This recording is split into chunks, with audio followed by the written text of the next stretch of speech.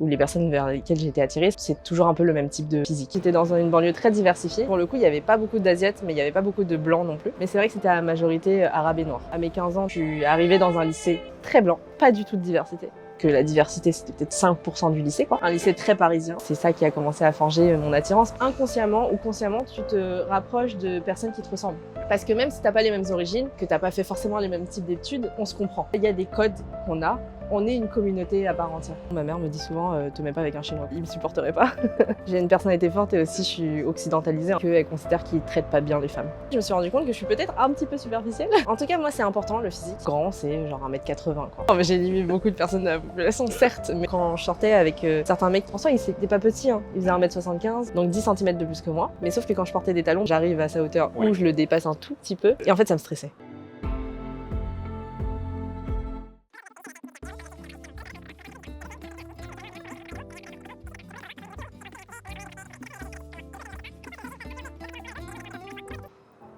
Bon, Allez. après cette introduction, première partie, Ah, c'était l'introduction. tout à fait. Là, on va rentrer D'accord. dans le vif du sujet maintenant. Ok. Tu m'as dit, Louise, que toi, dans ta vie, tu as plus eu l'impression que c'est les gens qui avaient une forme d'attirance pour ton côté asiatique. Ouais. Mais que toi, du coup, la manière dont toi, tu as grandi, tu ne sens pas que ça a développé une attirance pour tel ou tel type d'ethnie. Alors si, Ok. honnêtement, en toute honnêteté, si, mais je pense que ça a changé aujourd'hui. Ok, je suis curieux. Alors, du coup, effectivement, quand je regarde un peu dans mon passé et mes attirances au global, ou les personnes vers lesquelles j'étais attirée, c'est toujours un peu le même type de physique. Ok. Donc ça va être blanc, Ok. en toute honnêteté, brun, grand, voilà, un peu barbu. Ok. Et c'est vrai que, après, ça veut pas dire que j'ai jamais été attirée par autre chose que des blancs, tu vois, ou... Non, quoique j'ai jamais été attirée par des blonds, mais autre chose que des blancs, ça m'est déjà arrivé d'être attirée par d'autres origines, d'autres, bon, toujours grands, bruns et un peu barbus. Quelle que soit la couleur de peau, il faut toujours qu'ils soient grands et bruns. Ok. Mais c'est vrai que pendant une certaine période, j'avais un type, et c'est Jusqu'à d'ailleurs quand? une blague, Ah. jusqu'à, je pense, il y a 2 ans à peu près. Ok. Ah, ok. Oui, c'est pas, il y a pas C'est très récent. longtemps, ouais.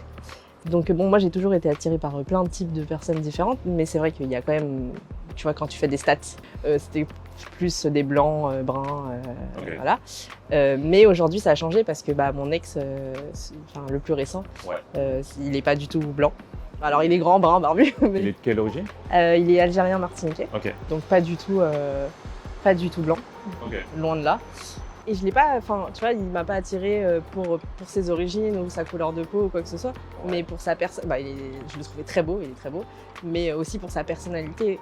Et je pense que au-delà d'un physique, la personnalité rend une personne belle comme elle peut la rendre moche. Oui. Enfin, en tout cas moins belle. Tout comme les remarques qu'on me fait dans la rue, tu vois, ça peut rendre une personne. Tu glow up direct Ah ou ouais. tu glow down? Mais après, c'est vrai que pendant une longue période, je suis plus sortie avec des blancs. Ok. que avec d'autres origines, quoi. Selon toi, comment tu l'expliquerais? Moi, je pense que c'est dû à tout mon parcours de vie. D'accord. Dans le sens où, jusqu'à mes 15 ans, comme je l'ai dit, j'étais dans une banlieue très diversifiée. Donc, pour le coup, il n'y avait pas beaucoup d'Asiates, mais il n'y avait pas beaucoup de Blancs non plus. Enfin, moins. En tout cas, il y en avait plus que quand même des Asiates. Mais c'est vrai que c'était à majorité arabe et noir. Ok. Donc, les garçons avec qui j'ai grandi, les garçons qui malheureusement m'ont insulté, m'ont frappé, se sont moqués de moi, voilà, c'était des personnes issues de la diversité. D'accord. Mais comme moi, j'étais pas vraiment intéressée par ce genre de choses non plus, je les voyais pas comme des potentielles attirances ou quoi que ce soit. Même si, avant de venir ici, je me suis souvenu que mon premier amoureux, il était pas du tout blanc. Bon, alors il était brun, toujours. Ok. On reste sur la même lignée. Mais non, il était pas blanc, il était guadeloupéen, mais Ok. il était noir, ouais, il était noir de peau, quoi. Il était grand? Alors, Bon, à attends, cet âge-là, j'avoue, il avait 10 ans. Quand t'as 6-10 ans, Je sais pas, t'es pas très non. grand. T'es plus grand que moi. Ok. Mais tu vois, et c'est pour ça que je dis qu'à l'époque, je pense que quand t'es petit, tu te poses pas du tout ce genre de questions, quoi. Et du coup, donc en grandissant à mes 15 ans, tu vois, je suis arrivée dans un lycée, pour le coup, très blanc, Ok. pas du tout de diversité. Je pense que la diversité, c'était peut-être 5% du lycée, quoi. Un lycée très parisien, en plein cœur de Paris, dans le Marais et tout. Du coup, tu faisais toi, les personnes d'origine africaine, maghrébine, tout ça, vous faisiez partie des 5%, quoi. Ouais, on était tous... ouais, là, pour le coup, en fait, j'ai switché complètement. Je suis passée de banlieue très diversifiée, à Paris... pas du tout diversifié, quoi. Et là, aucun des deux, je l'ai bien vécu. Hein. Je veux dire, dans le sens où, pour le coup, que ce soit l'un ou l'autre, alors c'était différent, mais c'était pas du tout... aucune des deux expériences n'était meilleure que l'autre. D'accord. Et en fait, je pense que c'est là où j'ai eu mon premier vrai copain, entre guillemets. Bon, pour le coup, dans le lot de personnes, il y avait quand même plus de blancs, donc mon premier copain était blanc. T'avais quel âge à ce moment-là? J'étais en seconde, donc 15-16 ans. Ok. Et bon, brun, toujours. Alors là, voilà, si tout le monde n'a pas compris le message. Bon, voilà. Brun, toujours. Et du coup, je pense qu'après, c'est ça qui a commencé à forger mon attirance, parce que c'est là où tu découvres, enfin, en tout cas, moi, c'est à cet âge-là que je découvre un peu l'amour, le vrai, entre guillemets. Ouais. Tu vois, les vraies relations. La première relation, l'attirance aussi vraiment physique. Ok. Parce que quand t'es petit, en tout cas, moi, quand j'étais dans cette situation-là, quand j'étais plus jeune, enfin, c'est juste que j'aimais bien le type, quoi. Enfin, le garçon avec qui je traînais. Tu vois, c'était pas une question d'attirance physique, vraiment. Enfin, si, je pense que je l'ai trouvé beau aussi. Mais je pense que quand t'es petit, c'est plus, tu t'entends bien avec la personne, tu l'apprécies, et puis tu le trouves pas moche, et puis du coup, vous sortez ensemble. Quand t'es petit, hein. Petit, là, Petit, pas à 15-16 ans. non, Là, 15-16 ans, t'as voilà. les hormones, tout ça, là, qui... Exactement, et c'est à partir de là où tes hormones, elles commencent à... Ok. À partir de 15-16 ans, tes hormones, elles commencent à travailler. Ouais. C'est la puberté. Et je pense que c'est là où mon attirance a commencé à se développer, tu vois. D'accord. Et en fait, du coup, toutes mes expériences qui ont suivi, jusqu'à mes 19-20 ans, c'était que des blancs, quoi. Ok. Mais aussi parce que mon entourage au quotidien, donc le lycée, mes activités, c'était pas diversifié. Je pense que c'est lié, tu vois. Parce que en fait, j'en rencontrais pas tant que ça non plus des gens d'origines différentes. Et tu vois, c'est intéressant. J'avais une projection en tête, c'est que comme dans ton enfance, tu t'es fait beaucoup harceler par des personnes d'origine maghrébine ou africaine, j'ai eu l'impression que inconsciemment, les gens peuvent développer une forme de rejet parce que ça s'est mal passé. C'est possible que pendant très longtemps, je les voyais pas comme ça du coup. Ok. Mais aussi parce que du coup, j'en voyais plus beaucoup dans ma vie. Et c'est vrai qu'après, quand je suis rentrée en prépa, là pour le coup, je suis retournée dans une situation très diversifiée. Et ça s'est, pour le coup, ça s'est hyper bien passé. Enfin, ce sont certains de mes meilleurs amis. C'est un groupe très soudé, mais je les voyais pas du tout. Enfin, j'ai vu personne de cette manière-là, quoi. Et je pense que c'est à partir de ce moment-là où j'ai réappris à vivre en communauté avec toutes sortes d'origines différentes. Parce que ma période lycée, c'était la période un peu où j'essayais de me retrouver moi avec mes origines. J'avais développé une aversion pour les gens de toutes parts. Et je m'étais complètement fermée sur tout et n'importe, enfin tout le monde, quoi. Et là, pour le coup, de la carapace dont je parle, c'est là où elle s'est vraiment construite et fermée. Je me voyais pas me rapprocher de personne. Quoique, la plupart des potes que je me suis faites à cette période, c'était des personnes d'origine étrangère. D'accord. Pour le coup, je me suis fait très peu d'amis blancs, quoi, français, franco-français. Ce qui est étrange d'un côté, tu vois. Mais c'est parce que c'est ce que j'ai toujours connu aussi. Même si on m'a insulté, c'est aussi, moi, ma réalité, c'était que je vivais dans un endroit diversifié et que les origines, c'était pas censé être bon, sauf dans mon cas, mais c'était pas un problème en soi, tu vois. C'est la normalité. Okay. Alors que je me suis retrouvée dans un lycée où c'était pas la normalité, enfin c'était la minorité, quoi. Et du coup, je me suis rapprochée, et c'est ce que je fais depuis toujours maintenant, des personnes qui, moi, me rappelaient ma normalité à moi. Aujourd'hui aussi? Ouais. Aujourd'hui, t'en es là, du coup? En fait, c'est marrant parce que, tu vois, donc après ma prépa, j'ai fait une école de commerce en province, à Bordeaux. Okay. Une école de commerce, c'est quand même très blanc aussi, parce que ça coûte cher. Il faut vraiment le vouloir, quoi. Et puis, c'est un délire un peu, genre, tu bois, tu fumes, t'as beaucoup de soirées étudiantes, voilà. C'est notre vie, on va dire. Bien sûr, tu travailles, hein, aussi. Mais c'est un autre délire. Et par contre, c'est très blanc, honnêtement. Sauf dans certaines écoles parisiennes, où là c'est un peu plus diversifié, mais dès que tu pars de Paris, c'est fini, quoi. Et pourquoi je disais ça? Ah oui, et bizarrement, mes amis les plus proches d'école, ce sont des personnes d'origine étrangère aussi. La plupart, pas tous. C'est marrant parce que, entre guillemets, vous vous retrouvez On se retrouve, ouais. dans votre minorité pour pas enfin peut-être inconsciemment, mais pour pas se sentir isolé. Bah, je pense que c'est parce que moi, je me suis rendu compte aussi au travail que c'est ce qui se passe. Moi, je travaille dans des milieux très français. Je travaille dans le luxe, dans les cosmétiques. C'est quand même c'est pas très diversifié, quoi.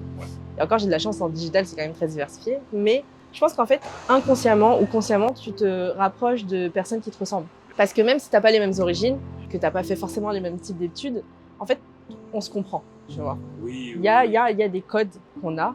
On est une communauté à part entière.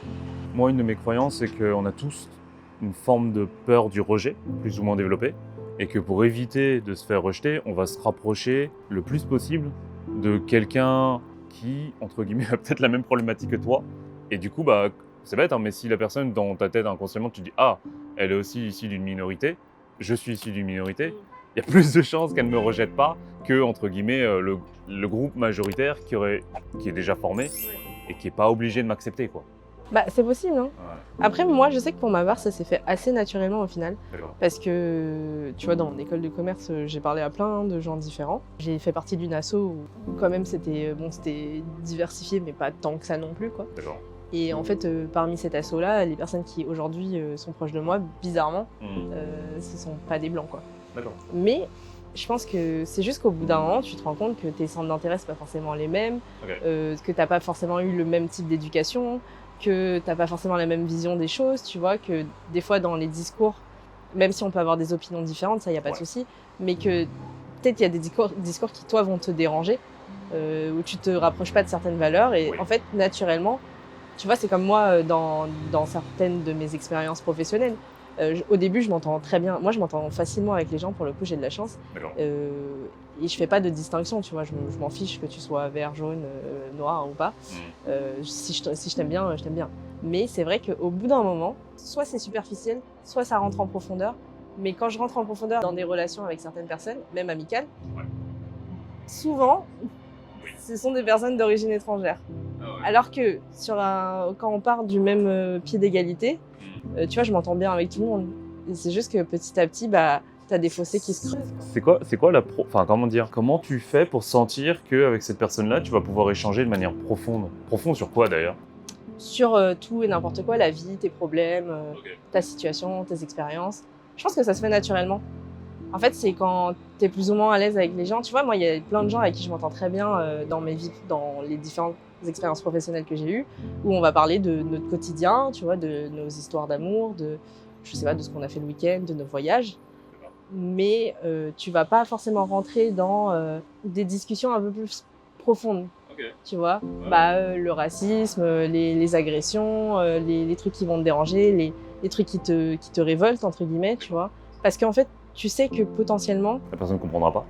soit elle comprendra pas, soit elle aura pas la même vision que toi.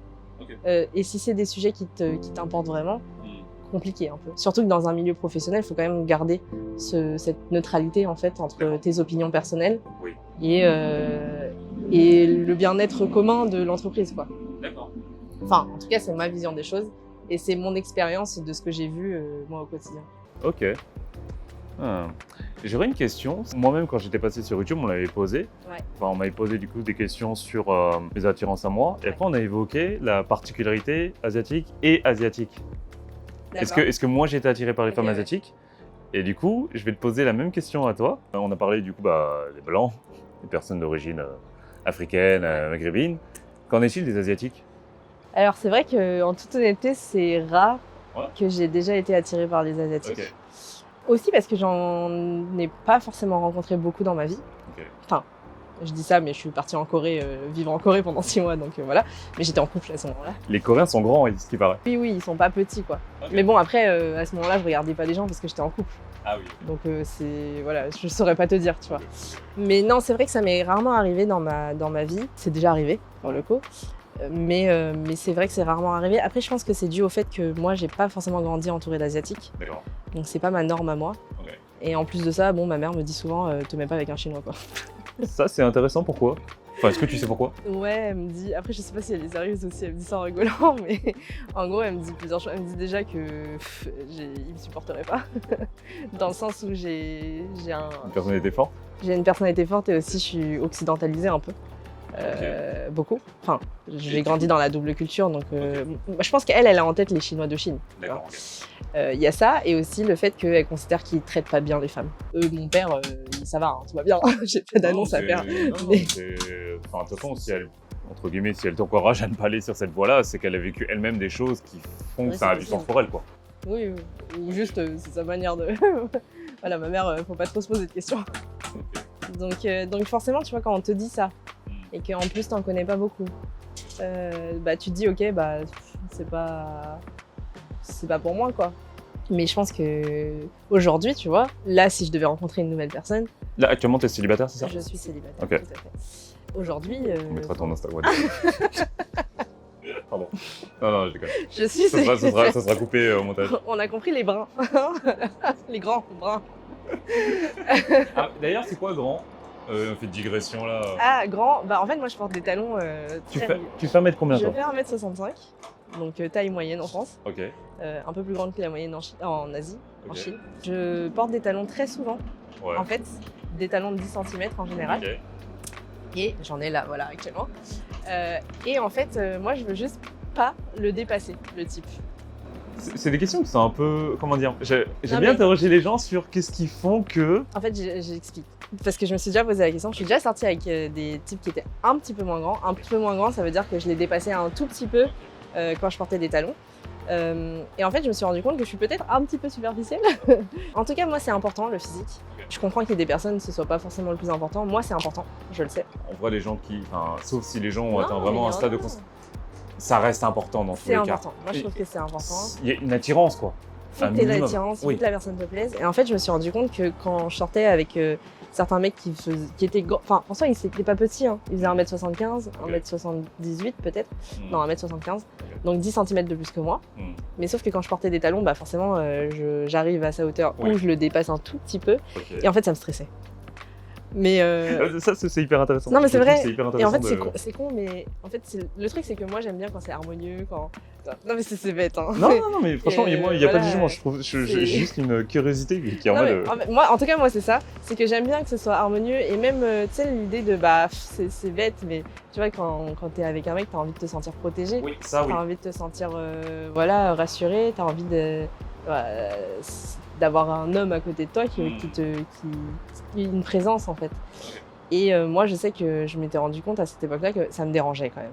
Et j'aime pas être dérangée, encore une fois. Je crois que personne ne m'aime déranger dans Voilà. ce monde, mais oui. Donc, pour moi, grand, c'est genre 1m80, quoi. D'accord. C'est pas non plus immense, hein, en vrai. T'as quand même éliminé. Non, mais j'ai éliminé beaucoup de personnes de la population, certes, mais en France, en Europe, ça va. Je crois que la moyenne de la taille en France, c'est 1m75. Ouais, 75, 70. Donc, effectivement, ça va. sur le Ça critère va. de je me sens. Pour moi, c'est vraiment ce critère-là qui est conscient, inconscient de je me sens en sécurité. C'est vraiment un truc qui revient souvent, même si c'est débile, hein, parce que le mec peut faire 1m80 et être aussi. Ah, mais moi, je suis ça sortie veut rien avec des 1m80 qui étaient très fins. Hein.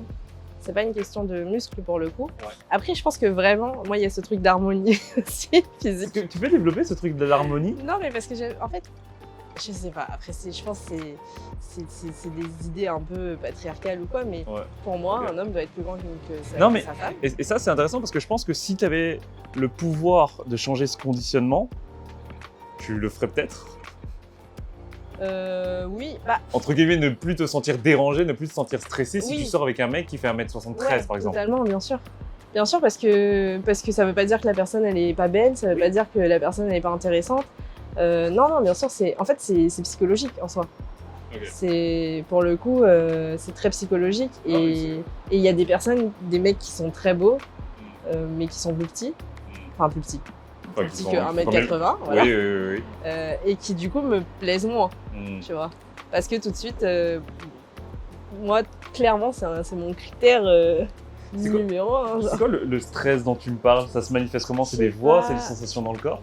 Ouais, en fait, c'est juste, je vais tout le temps, tu vois, moi, j'ai ce souvenir-là où je regardais tout le temps dans le miroir, dans, tu vois, nos réflexions, dans les fenêtres et tout, pour voir si je le dépassais ou pas. Enfin, tu vois, j'avais ce truc qui me dérangeait un peu. Alors que c'est bête, hein, vraiment, mais bon, c'est aussi parce que, en fait, Et aussi parce que je pense que le type m'a déjà fait des réflexions.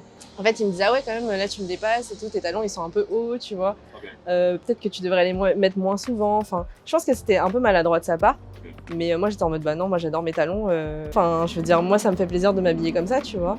Et du coup, je pense que ça a joué un peu. Bah, c'est comme si son insécurité a enfin, limite c'était A fine provoqué pour un toi, truc, ça ouais, allait, ça c'est ça. pouvait passer, on va dire, parce qu'il faisait 1m70 ou 72, j'en sais Non, rien, il faisait 1m75 en plus. Il était pas si petit. Hein. Oui, d'accord, mais comme lui-même peut-être avait une insécurité, ça a réveillé en c'est toi possible. quelque chose. Ok. Bah, surtout qu'avant, j'avais pas du tout ce. En fait, vraiment, ce À cri. partir de quand ça s'est développé ce truc? À partir de. C'était quand j'étais en prépa, donc c'était quand j'avais 19 ans, je crois. Ok, alors qu'avant, Bah, je me posais pas autant de questions en fait. ah, c'est marrant. Et vraiment. Bah, après, je me posais pas de questions, mais je t'avoue que je me souviens pas de la taille que faisaient les autres qui m'ont intéressé avant. C'était pas. Je pense qu'ils faisaient. Bah, après, c'est dur à dire parce que t'es en pleine puberté. Mais je pense que mon premier copain au lycée, il faisait peut-être 1m75 aussi. Hein. Mais je portais pas de talons à cette époque-là. Les gens changent. Voilà. Ok. Mais oui, effectivement, peut-être que tu as raison, c'est ces réflexions qui bah, ils m'ont un peu créé aussi une insécurité. Je vais te poser une question un peu bizarre, mais Ouais. pourquoi est-ce que tu aimes porter des talons de 10 cm? Je sais pas, moi j'aime bien. En Ok. fait, je trouve ça élégant, Ok. ça fait partie de mon style aussi. D'accord. En fait, j'aime l'objet chaussure. Ok. Voilà, j'en ai plein. J'ai Ok. une collection de chaussures. Je trouve ça très beau. Après, je porte des talons de 10 cm comme je peux porter des baskets. Hein, y a pas de... Après, je me souviens, quand j'étais petite, je mettais les talons de ma mère, tu vois. Ok. Ils étaient 3 fois trop grands pour moi. Mais c'est vrai que c'est un truc qui m'a toujours attirée. Ok. Donc, parce que j'ai toujours trouvé ça beau, en fait. C'est un bel objet, quoi. Ouais, je trouve que c'est au-delà du talon en lui-même, tu vois, je trouve que c'est un bel objet. Oh, non, mais je Genre, vois. mes yeux pétillent quand je vois des chaussures qui sont belles, quoi. Ouais, mais moi j'ai le même délire, on va dire, pour les manteaux. Ah, voilà. Comme si il y avait juste un objet, un vêtement, qui entre guillemets quand même pouvait te sublimer. Ouais. Alors que d'autres pièces, on va dire, c'est moins important selon toi. Mais c'est Ouais. c'est inconscient, quoi. Clairement. Je vais plus investir dans mes chaussures, par exemple, que dans mes vêtements, quoi. Ok. Voilà. Ah, Et je trébuche moins en talons aussi. ok.